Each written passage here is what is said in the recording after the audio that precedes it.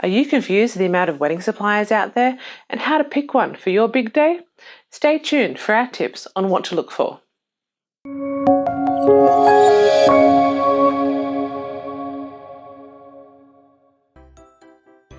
Hi everyone, and welcome back. Today we're going to discuss some of the key things that you should look for when booking a wedding supplier for your big day. So in this short video, we're going to give you our guide to the top 3 things that we suggest that you look at when booking a wedding supplier. Number 1, checking their reputation. We know that most people are driven by cost and value, but you should also look into a supplier's reputation. Now that $50 saving isn't going to be worth it if they're late or they don't deliver what it is that you're expecting. A simple Google search could save you multiple headaches down the track. So be sure that you check their website for any reviews and examples of their work. Look into how active they are on social media or any online blogs that they've written to give you that reassurance that they know what they're doing. Number 2, meet with them.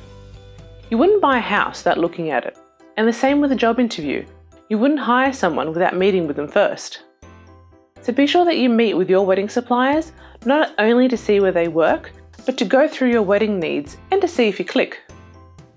A great place to meet suppliers is a wedding expo, where you can chat with them and then organise another time to see them in their office or studio to go through your wedding needs.